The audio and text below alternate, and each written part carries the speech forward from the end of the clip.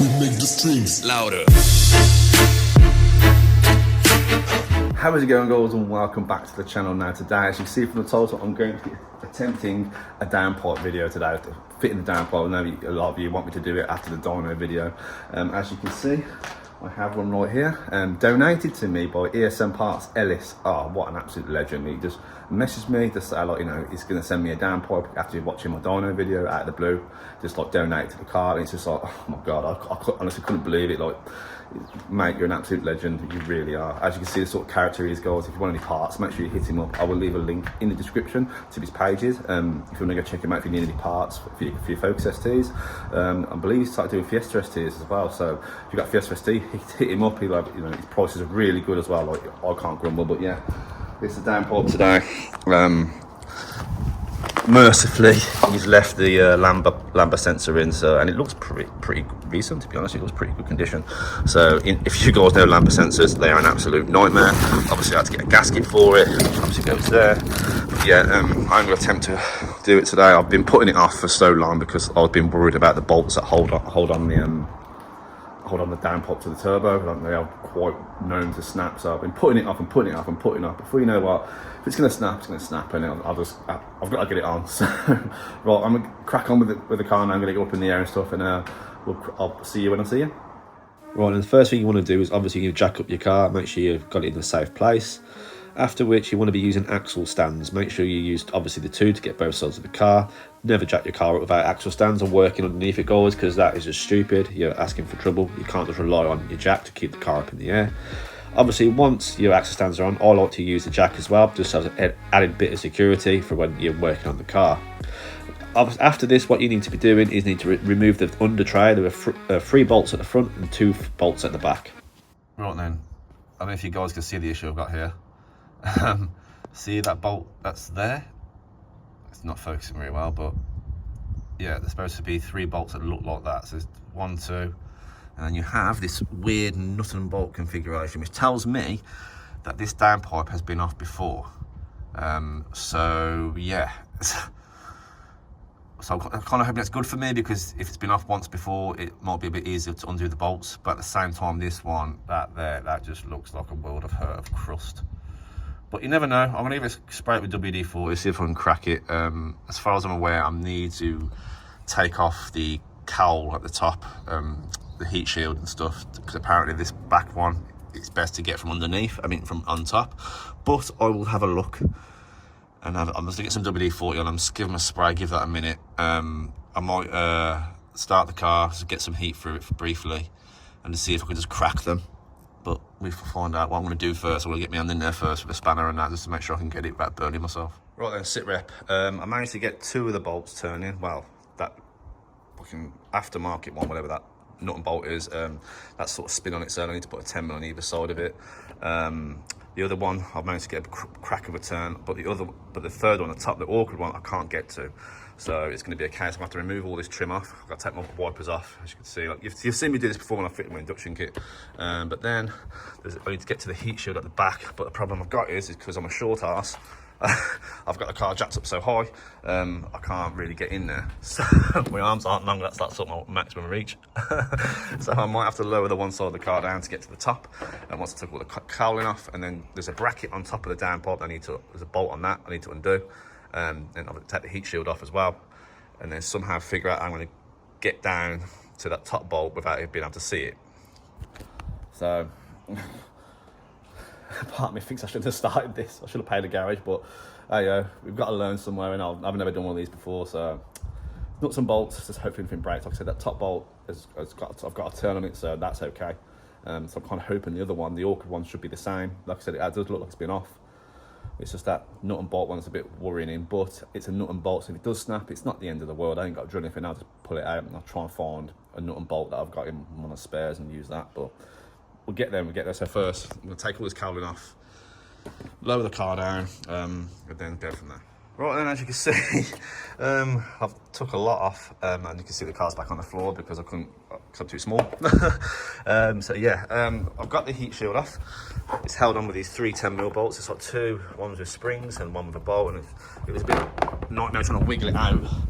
But now it's giving me room to put my torch down somewhere. Oh, I don't know. I'll put a torch down somewhere, but I'll give it a bit. But yeah, here it is.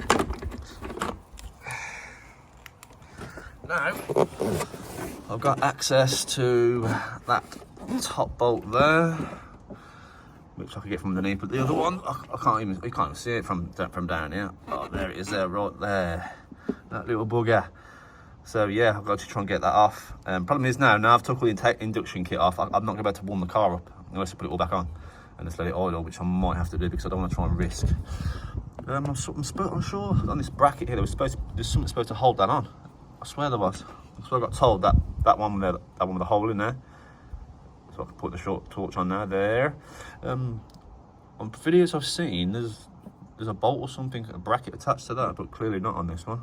So confirms even more that the downpipe has definitely been off at some point. So right, I'm gonna try and crack this back bolt here. I might have to use my phone to even see, because where you can see is I can't see it by looking. It's right back there. I'm gonna try and crack it at least. I can get them all cracked. Maybe take this top one off completely, and I'll get the car back on the air. Take the rest off. Try and wrestle off that that nut and bolt thing. But yeah, it's not the easiest job. Right then, success so far. I've got that awkward bolt out, and you guys can see I've got that one so far out, so it's pretty loose now, so I'll be able to get it from underneath.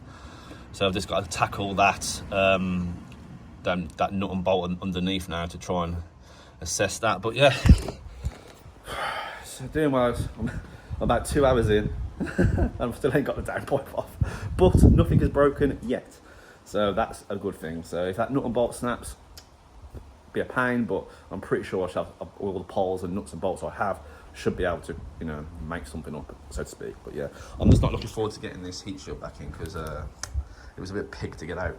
But when I get the car back in the air now, I should be able to get the rest from underneath. So, and then it'll be a case of cracking the cat pipe off and trying to manoeuvre the blooming thing off and tackle the rubbers. I'm guessing Ellis had issues getting them off, because as you can see, he just chopped him in half.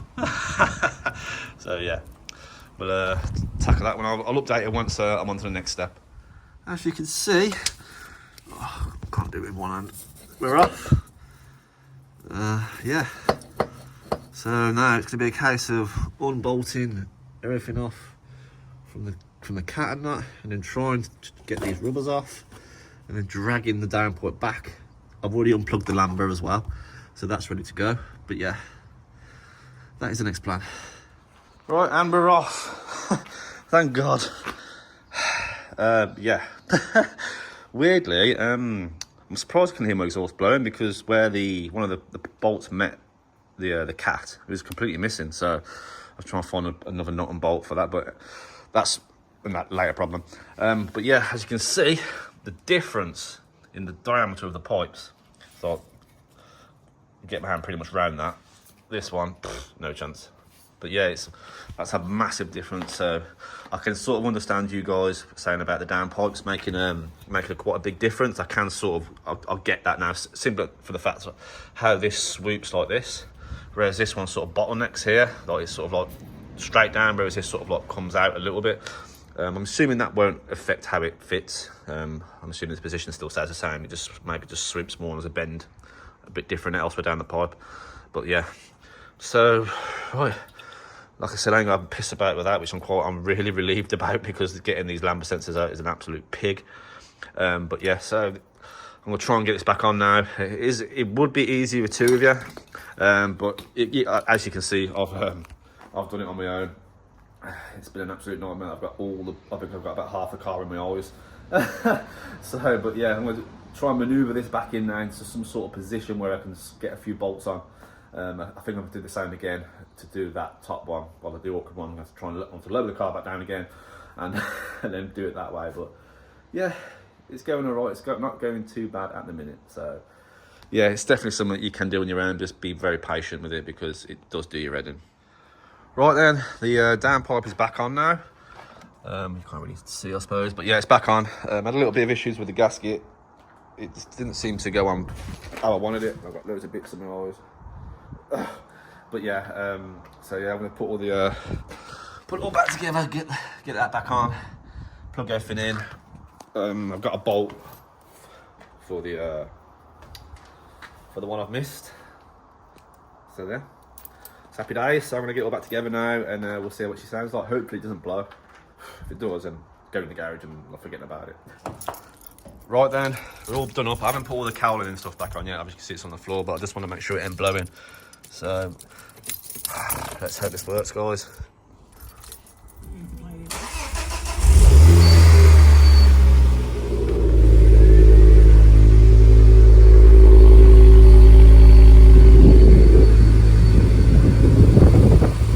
If it's blowing there.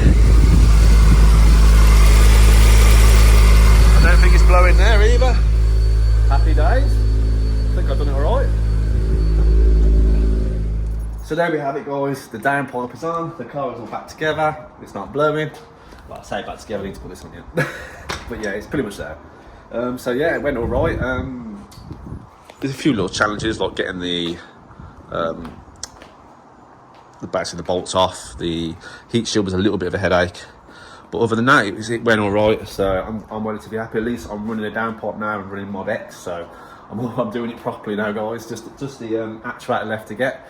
So as always, guys, thank you for watching. Make sure you smash that like button if you enjoyed the video. Subscribe if you're new, and I'll see you on the next one.